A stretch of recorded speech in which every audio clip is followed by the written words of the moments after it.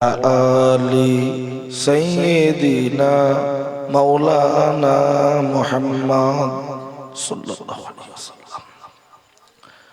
अल्हम्दुलिल्लाह अल्लज़ी अनअमा अलैना व हदाना इला दीनिल इस्लाम। उपस्थित আজকে জলসার সুনামধন্য মহামান্য সুযোগ্য সভাপতি সাহেব, আজকে জলসার যিনি প্রধান আকর্ষণ, আমাদের সকলের শ্রদ্ধেয়ের মাথার মুকুট শেরে তাজ ভাইজান হুজুর কিবলা, আমার সামনে উপস্থিত এই রানীহাটি গ্রামের নওজোয়ান যুবক তরুণ বন্ধুরা, মুরব্বী বাবাজিরা, সমবয়সী নওজোয়ান তরুণ বন্ধুরা, স্নেহের ছোট্ট ছোট্ট মাসুম বাচ্চারা, পর্দার অন্তর আড়ালে ওয়াজ শোনার নিয়ত করে বসে গল্প করা মা ও বোনেরা, সকলকে জানাই আন্তরিক শ্রদ্ধা, অভিনন্দন, ভক্তি, ভালোবাসা, মোবারকবাদ। আমি যে সময় মাইকে মুখ দিয়েছি রাত 12টার পর, মানুষকে ঘুম তেড়ে তেড়ে ধর, রাত 12টার পরে মানুষকে ঘুম তেড়ে তেড়ে ধরে। জয়নগরের মহাশক্তিগড়ের ল্যাংচা, বসিরহাটের গামছা, ধাপার কদু, টাকির পাটালি, ধনেখালি তাঁতের শাড়ি, বর্ধমানের সীতাভোগার মিহিদানা, যে সময় মানুষের আর কিছু ভালো লাগে না, কেবলমাত্র মনে হয় আরামের লেপ বিছানা, ঠিক সেরকম একটা টাইমে আরামের লেপ বিছানাকে লাথি মেরে এই খোলা ময়দানে এসে আমরা বসে আছি। মনে হয় যেন দরবার শরীফের ফকির বলে মনে হচ্ছে না? যেমন দরবার শরীফ সব হয় ফকির বসে থাকি, ফুরফুরা শরীফ ফকির বসে থাকে, কিন্তু কেন বসবে? এক কথা বলবেন সওয়াব হয়। আরে সওয়াব হয় কিংবা গুনাহ হয়, অ্যাকাউন্টে টাকা ঢুকলো কিংবা কাটলো, বুঝতে গেলে তো বইটা আপডেট করতে হয়। তো আপনার আমার সওয়াব হচ্ছে কিংবা গুনাহ হচ্ছে বুঝতে গেলে বইটা যে আপডেট করবেন সেই ব্যাংকের ঠিকানাটা কোথায়? সেই ব্যাংকের ঠিকানাটার নাম হলো বাঁশবাগান, 3 ফুট জায়গা, বিনা খুঁটিতে ডাইরেক্ট ছাদ ঢালাই, যার নাম হলো কবর। সেখানে গেলে আছে অনেক খবর। ছেলেরা গাড়ি চালাচ্ছে হিরো হোন্ডা, নিজেকে মনে করছে বিরাট বড় গুন্ডা, সামনে নিচ্ছে ঝান্ডা, পিছনে আছে ডান্ডা, দাবি করছে আল্লাহর বান্দা, অথচ দেখা যায় বছরে 2 দিন মসজিদের দিকে যায়। এমনও মুসলমান আছে না নাই? কিন্তু আমি ব্যাংকের ঠিকানা বললাম, কিন্তু ব্যাংকের বইটার নাম কি? ব্যাংকের বইটা সবার কাছে আছে। কেউ বলতে পারেন, ও রাব্বা আমার এই স্টেট ব্যাংকের বই পাঞ্জাব ব্যাংকে হচ্ছে না। ব্যাংকের বইটার নাম হলো আমলনামা। সাধারণ মানুষ যেই যাক কিন্তু ওটা তো সেই পাওয়া যাবে হালকাতার সময়, অর্থাৎ কবরে যাবার পরে। কিন্তু দুনিয়ায় যদি আমি বোঝাতে পারি ক্যাশ, তাহলে রাত 12টার পরে বসলেও হবে না কোনো গ্যাস। এতক্ষণ ধরে আপনারা ভাইজান হুজুর কিবলার মুখ থেকে খুব গুরুত্বপূর্ণ আলোচনা শুনছিলেন। আমি লাস্ট 15-18 মিনিট মতো তার কথা একটুখানি হলেও কানে পেয়েছি। তো তার দ্বারা বোঝা গেল যিনি খুব গুরুত্বপূর্ণ আলাপ আলোচনা করছিলেন। শুধু এখানে নয়, যেখানেই আলোচনা করেন যতটুকু শুনেছি সেটা অত্যন্ত হৃদয় নিকড়ানো আলোচনা। আর গোশের পরে ডাল চলে না, দেওয়ার দরকার চাটনি। কিন্তু এখন আমি সেই গোশের পরে ডাল মতোই হচ্ছে। গত বছর আমি ছিলাম এই সময়টাতেই আমি ছিলাম মনে হচ্ছে, না 2-4টে মনে হয়, কি ঠিক মনে নেই। তো এর থেকেও গতবারের লোকজন একটু বেশি ছিল, কিন্তু এবারে যেন অবস্থা আরো খারাপ। কি ব্যাপার বলেন তো? পেট্রোলের দাম বেড়েছে তাই নাকি? গোশের দাম বেড়েছে তাই? যে গতবারে তো যা মানুষজন ছিলেন তার থেকেও দেখছি এবারের সংখ্যা অনেক কম। রাস্তায় ওই যে মানুষ আছে তাও নেই, সব মানে বেশি বিদেশে আছে নাকি বাইরে আছে, সবাই বাড়ি এসে উঠতে পারেন। একটা সময় থাকে তো যাই, লোক কম, এ নিয়ে টেনশন করার কিছু নেই। যারা উড়িষ্যায় যাচ্ছেন, দিল্লি বোম্বাই যাচ্ছেন, এসি রিজার্ভেশনে মানুষের সংখ্যা কম থাকে না চালু ডাব্বায় কম থাকে? চালু ডাব্বায় বেশি থাকে, এসি রিজার্ভেশনের মানুষের সংখ্যা কম থাকে। তা বলে কি এসি রিজার্ভেশনের দাম কম? এসি রিজার্ভেশনের দাম বেশি।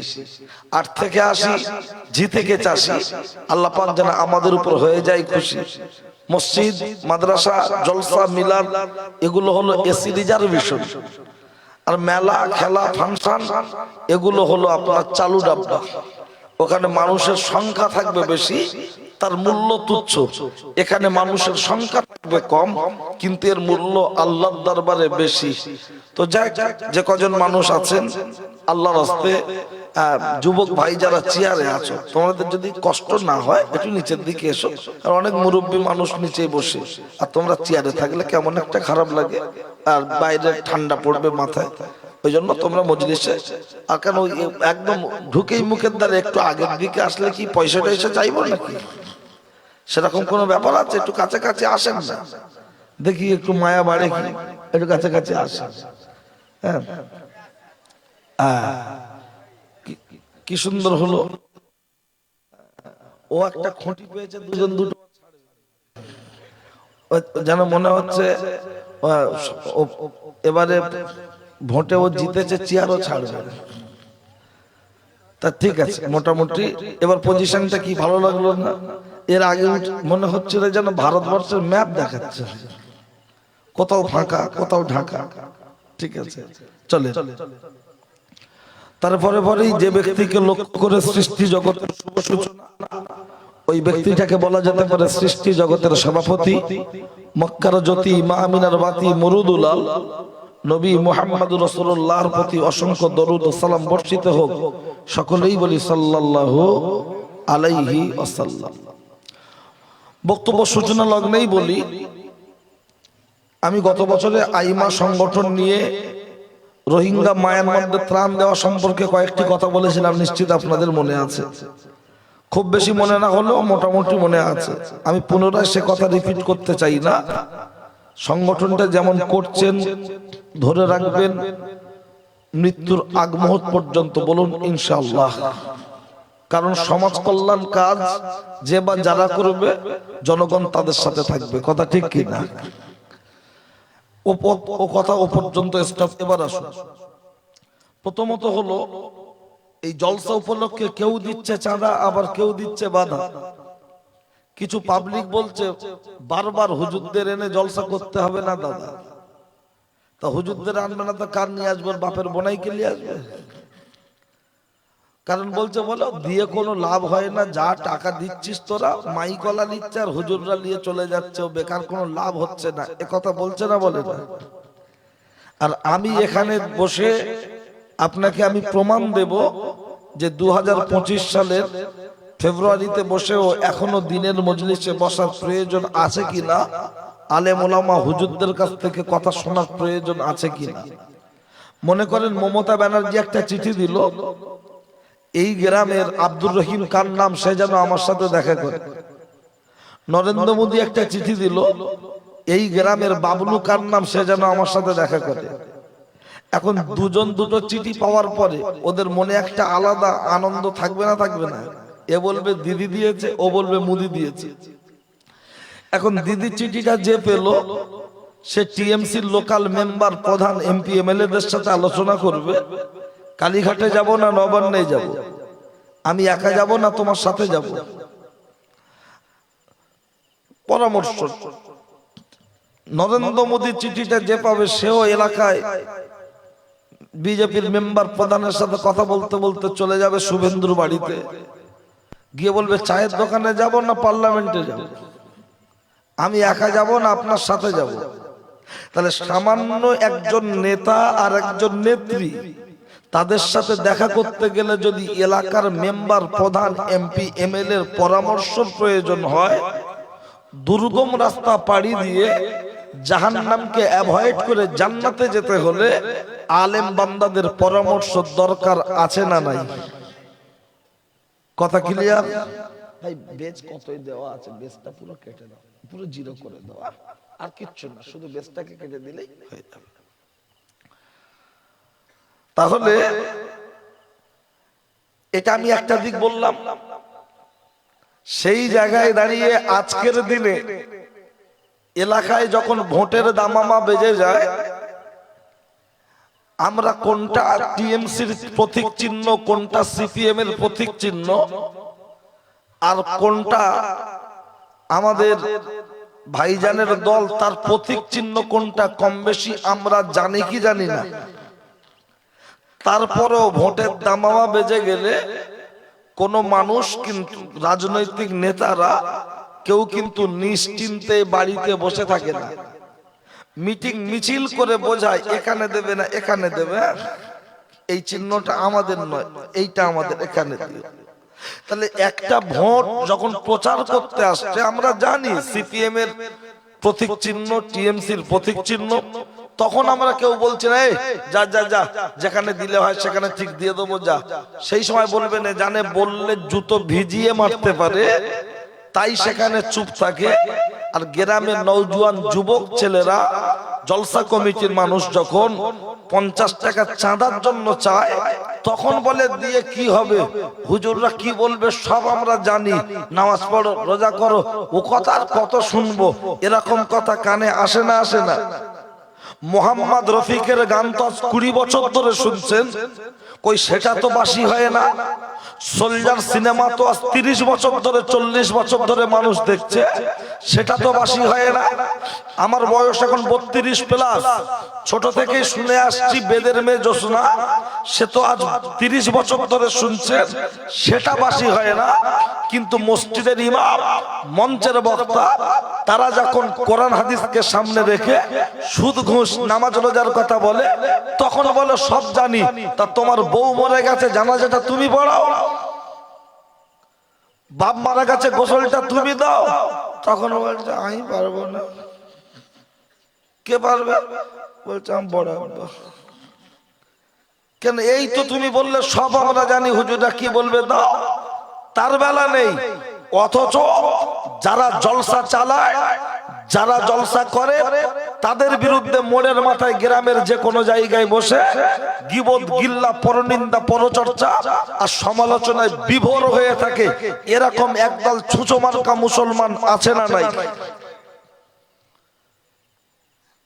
এটা একটা পাঠ বললাম। এবার চলে আসুন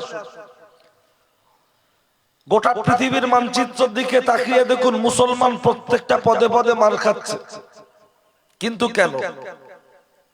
মাঠে যখন ফুটবল খেলা হচ্ছে, দুই দল দুই দিক থেকে ফুটবলে লাথি মারছে, আর বাইরে একজন পাগল বসে বসে দেখছে আর বলছে উফ আহ। পাশের লোক বলছে খেলা দেখবি না ডিস্টার্ব করবি? বলছে দেখছি তো। বলছে ডিস্টার্ব করছিস কেন? চুপ কর। বলছে আমার না খুব কষ্ট হচ্ছে। বলছে কিসের কষ্ট? বলছে যে সুযোগ পাচ্ছে সেই লাথি মারছে। যেই বলটা বাইরে এসছে, বুকে জড়িয়ে ধরে বলছে ভাই তুই কি দোষ করেছিস, সবাই তোকে মারে। চুমো খাচ্ছে। এপ্রি তখন বলছে এই পাগল বল দে খেপা। বলছে বল দেবো না। বলছে কেন? বলছে কি দোষ করেছে, যে সুযোগ পায় সেই মারে। এপ্রি তখন বলছে খেপা ওর পেটে হাওয়া ঢুকেছে, তাই সবাই লাথি মারছে, ওর হাওয়াটা বার করে দে, দেখবি কেউ আর লাথি মারবে। আজ আমি এখান থেকে বক্তব্যটা আজকে শুরু করব। আর বক্তব্য শুরু করার আগে দুটো একটা প্রয়োজনীয় কথা। যেহেতু 12টার পরে তো পৃথিবীর দুটো জায়গায় ঘুম লাগে। মসজিদে জুম্মার টাইমে খুতবা যখন হয় ঘুম লাগে না? ও বাবা ঘুমাচ্ছ?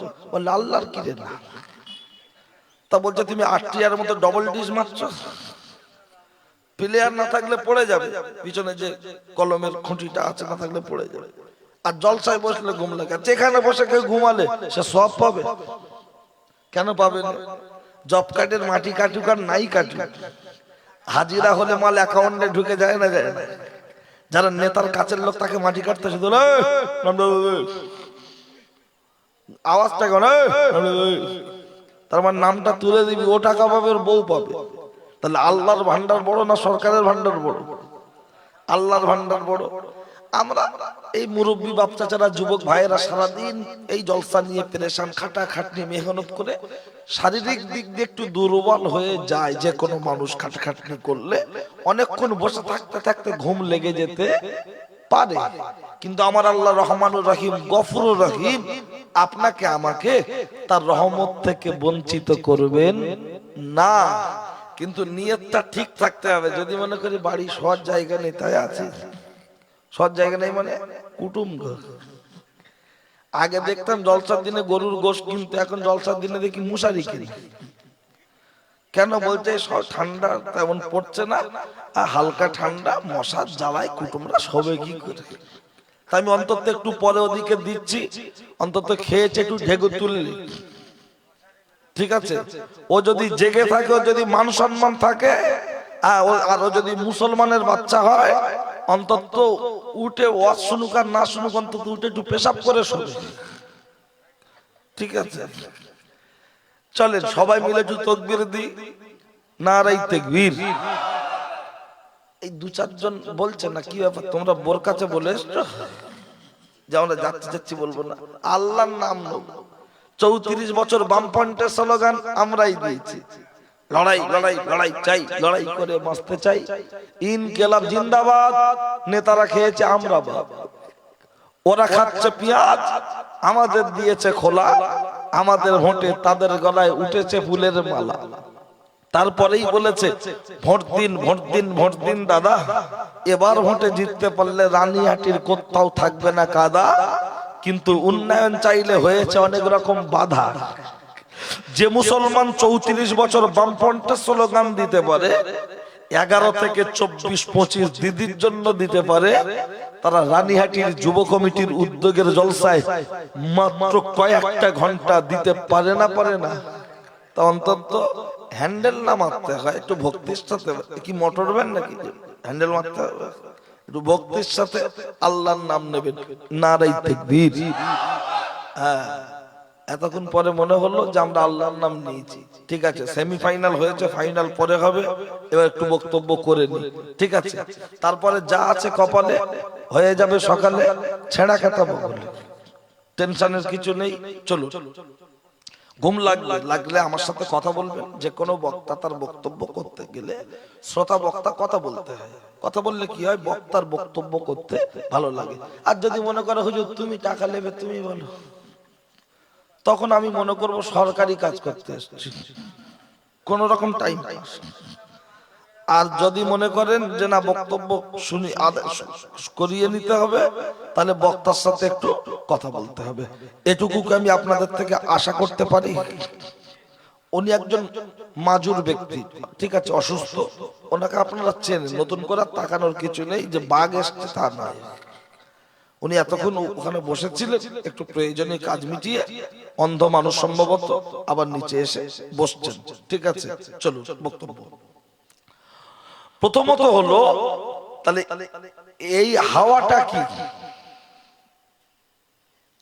ও ছেলেরা, নওজোয়ান যুবকেরা, ও আমার মুরব্বিয়ান বাপ, ফিডব্যাকের সাউন্ডটা একটু বাড়াও।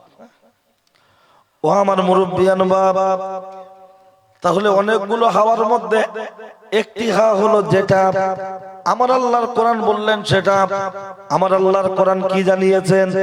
আমার আল্লাহর কোরআন বলেছেন, আমার আল্লাহর কোরআন বলেছেন, লা তুশরিকু বিহি শাইআ ওয়া বিল ওয়ালিদাইনি ইহসানা, তোমরা আল্লাহর সাথে কাউকে অংশীদার করো না, আর বাপ আর মায়ের সাথে কখনো খারাপ আচরণ করো না। কিন্তু দুঃখের সাথে বলতে হয়, আজকের এমন অনেক মুসলমান আছে বিভিন্ন মাজারে গিয়ে মান্নত করছে, হাজত করছে এবং সেজদায় লুটিয়ে পড়ছে। এরকম মুসলমান আছে না নাই? অথচ আল্লাহ ছাড়া অন্য কাউকে সেজদা দেওয়ার হুকুম নাই। রাসূলুল্লাহ বসে রয়েছেন, উঠ এসে সেজদায় পড়ে গেল। সাহাবারা বললেন, ইয়া রাসূলুল্লাহ, ইয়া হাবিবাল্লাহ, আপনি আমাদের পারমিশন দিন, আমরা খুব সুন্দর করে সেজদা দেব, আপনি আমাদের পারমিশন দিন। আল্লাহর নবী বললেন, ও সাহাবারা শুনে রেখে দাও, জেনে রেখে দাও, আল্লাহ ছাড়া অন্য কাউকে সেজদার যদি হুকুম দেয়া হতো, তাহলে মহিলাদের বলা হতো তোমরা তোমাদের স্বামীদেরকে সেজদা দাও। এর দ্বারাই কি বোঝা যায়? একজন পুরুষ মানুষ হিসাবে, স্বামী হিসাবে স্ত্রীর কাছে মর্যাদা কম না বেশি? বেশি। কিন্তু বাড়িতে গিয়ে দেখো এখন আর সেই মর্যাদা আছে বলে মনে হয়? এই বয়স্ক বাবাজিরা বসে আছে, বয়স 70-এর ধাক্কা, নাকি 70-এর ধাক্কা, ওনারা এখন বাড়ি যাবে রাত 12টার সময়, গিয়ে ডাকবে সাদ্দামের মা, আই সাদ্দামের মা। ওনার স্ত্রী উঠে দরজা খুলবে আর বলবে কোথায় ছিলে? আমি এখনো ভাত খাইনি, তুমি কোথায় ছিলে? বলবে রানীহাটি জলসা হচ্ছিল, ভাইজান হুজুর এসেছিলেন, বক্তব্য শুনতে শুনতে একটু দেরি হয়ে গেছে। বলছে তাড়াতাড়ি ভাত খাও। বলছে খাবো না, খাবো না, খাবো না। বলছে কেন? বলছে খেয়ে তো এসেছি। বলছে হায় হায়, তুমি খেয়ে এসেছো, আমি এখনো খাইনি। তুমি তো জানো আমার কাছে কোনো ফোন নাই, তাহলে আমি কত টেনশন করছি। তাড়াতাড়ি শুয়ে পড়ো, ফজরে আবার উঠতে হবে। আর আহা কি সুন্দর মোহাব্বত। আর একজন 27 বছরের বাবলু বাড়িতে যাক, ওর গিন্নিকে দুবার গিয়ে ডাকো, এই ঝামেলা খাতুন, এই অক্সিজেন বেগম, আবার ডাকছে এই অক্সিজেন বেগম। ও মনে করছে বউ উঠছে, চুপচাপ দাঁড়িয়ে আছে, মোবাইলে ফেসবুকে ভিডিও দেখলো, 19 মিনিটের একটা সিরিয়াল দেখে শেষ হয়ে গেছে, তাও বউ ওঠে। টিনের দরজা জোরে জোরে আঘাত করেছে, খুব জোরে আওয়াজ হচ্ছে, আশেপাশের লোক বলছে কি হলো, কি হলো? এই কে? বলছে আমি সাদ্দাম। ওর বউ দরজা খুলছে আর বলছে কি হয়েছে? রাত 12:30টার সময় তুমি ঘেউ ঘেউ করছো?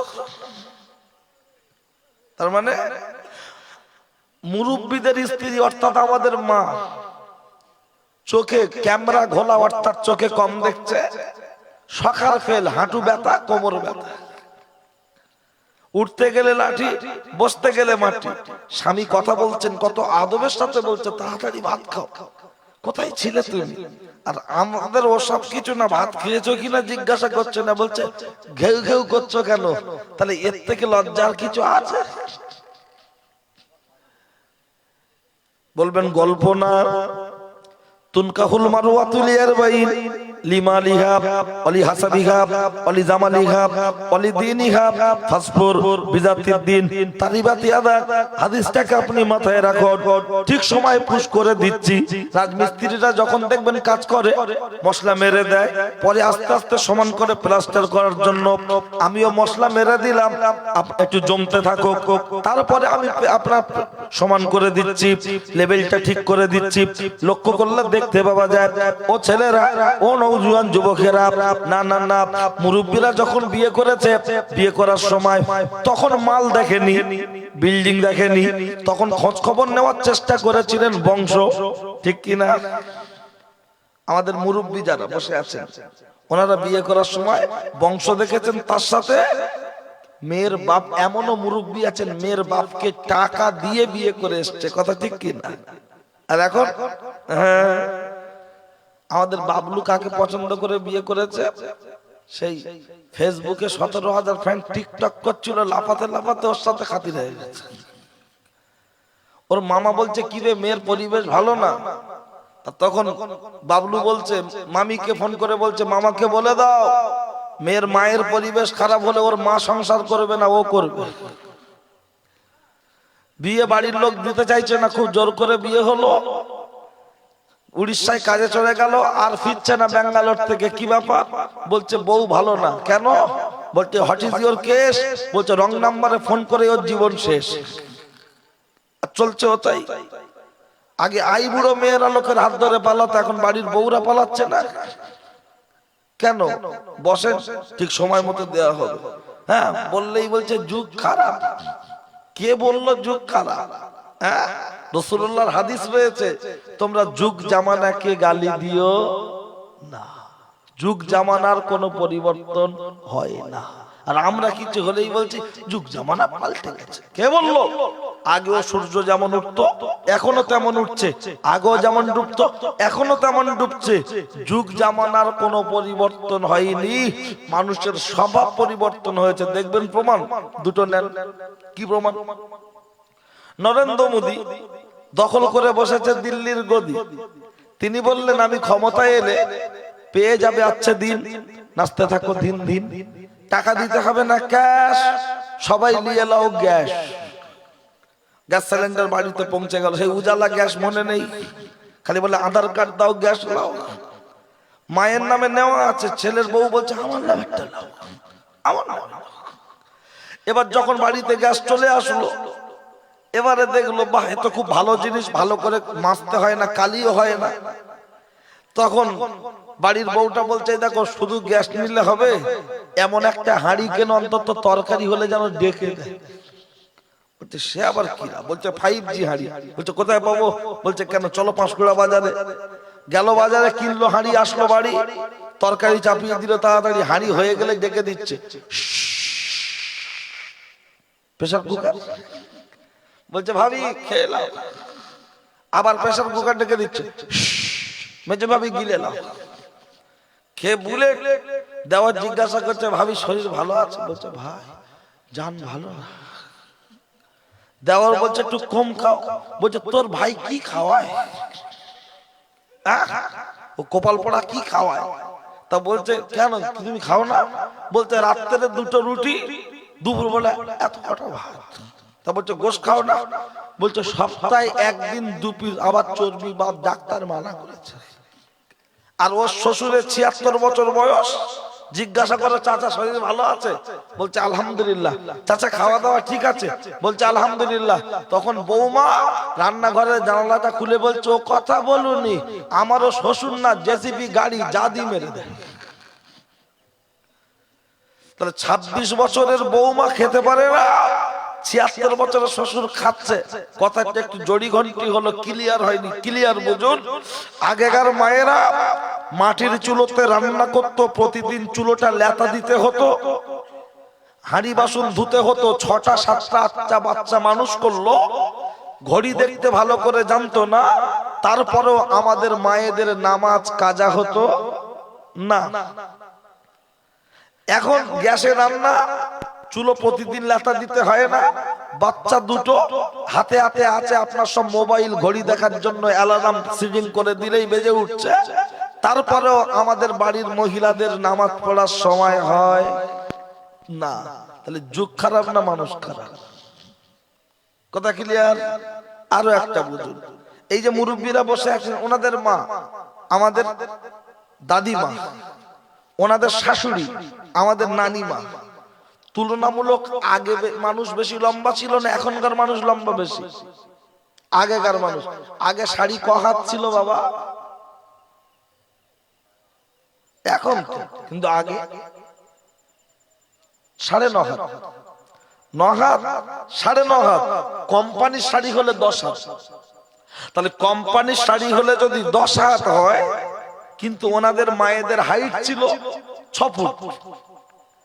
তারা শাড়িটা এমন ভাবে পরেছে, তাদের শরীরের অঙ্গ প্রত্যঙ্গ পাড়ার কোন পরপুরুষ দেখতে পেত না। পাড়ার পরপুরুষ দূরে যাক, বাড়ির দেওর ভাসুর পর্যন্ত দেখতে পেত না। আর এখন আমাদের এই রুকসানার মার হাইট কত? কে বলছে 4 ফুট? বাড়ি যাও, ছবিটা তুলে পাঠাবো। হ্যাঁ, ওরা হাইটে কম, তারপরে বলো ওলা উঠো আমি হাইট কম। তাহলে 5 ফুট 1, 5 ফুট 2, 5 ফুট 3 গড় এভারেজে 5, 1, 2, 3 ধরুন। 5-এর নিচে আছে সংখ্যাটা কম, 5 ফুটের 3-এর উপরে আছে সংখ্যাটা কম। তাহলে বর্তমান শাড়ির সাইজ 12 হাত শাড়ি, তার সাথে আবার ব্লাউজের পিস ফ্রি আছে না নাই? 12 হাত শাড়ি, ব্লাউজের পিস ফ্রি। ऐसा কায়দা করে গায়ে জড়াচ্ছে, আলিফ খালি বান নিচে 1 নক্তা, লাম খালি মিম খালি নুনের মাথা 1 নক্তা, পেট ফাঁকা, পিঠ ফাঁকা, কপালেতে 1 নক্তা। বলুন তখন 12 হাত 10 হাত শাড়ি, 6 ফুট হাইট, কেউ শরীর দেখতে পেল না। আর এখন 5 ফুট হাইট, 12 হাত শাড়ি, ব্লাউজের পিস ফ্রি, তারপরেও যখন পাঁশকুড়া স্টেশন সবাই দেখতে পাচ্ছে, তাহলে যুগ খারাপ না মানুষ খারাপ? আর মারা যাওয়ার পর তখন 5খানা কাপড়ের কাপড় দিয়ে আবার তার উপরে বেড কভার এমন চাপা দিয়ে নিচ্ছে। বলছে কেন রে? বলছে মহিলার লাশ, একটু আদবের সাথে নিতে হবে। কেউ যদি গরম ভাতে ঘি না খেয়ে পান্তা ভাতে ঘি খায়, তাকে লোক তার কাটা বলবে না?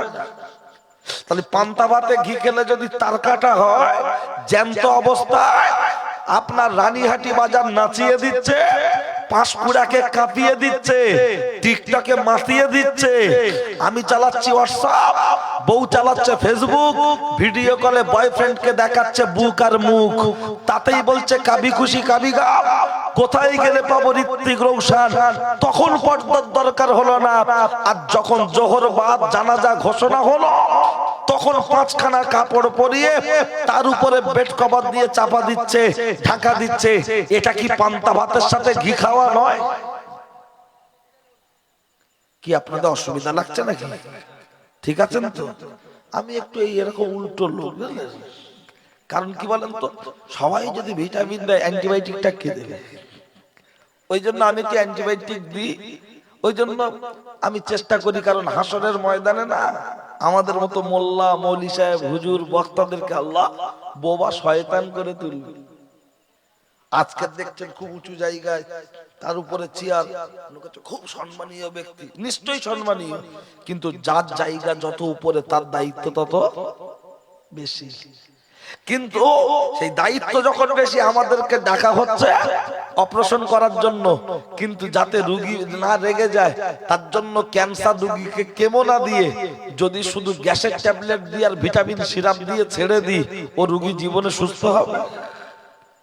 আর তখনই মার গুপগাপ শুরু, তখন রানীহাটির লোক জান্নাতে যাবে, আর আমার মতো হুজুর জাহান্নামীদের কাছে লোক বলবে কি বে, সেই আমজাদ হুজুরের ছেলে, তারকেশ্বরের আমজাদ হুজুরের ছেলে 15,000 টাকা ভিজিট ছিল, মাল ধরা পড়ে জাহান্নামে যাচ্ছে। কারণ আমরা টাকা বুঝে বক্তব্য করছি, ঝোপ বুঝে কোপ মারছি, যাতে আবার পাশের গ্রামের লোককেও দাওয়াতটা করে। ওই টেন্ডেন্সি কি করে রাগ করে চলে যাচ্ছ, ও কোচিকে দিয়ে আসতে পেশাব করবে, আচ্ছা লাও হাফ টাইম করে লাও, ঠিক আছে। কারণ এমনি লোকজন কম, তারপরেও যদি আবার দুটো একটা ঝরে যায় বৃষ্টিতে, তাহলে আর কি হবে? ঠিক আছে, ইনশাল্লাহ ঘুম লাগবে না। আমি আমার কাছে যা ওষুধ আছে শুধু ভাইজানের পরে বলে একটু ডিসিপ্লিন বজায় রেখে দিয়েছি, ঠিক আছে। তাহলে এমন টাইগার বাম আছে না, ও দিলে ও ভুগবে, ওর বাপও ভুগবে, কাজ হোক আর না হোক তো জ্বলবে। ওই জন্য আমি বলেছিলাম যে ভাইজানের পরে না দিয়ে দুটো চারটে কর দাও, আর তা নাহলে তার আগে দাও। কি হলো, একটু নেমে গেছে, আমাদের সম্মানের পাত্র, কথা ঠিক কি না?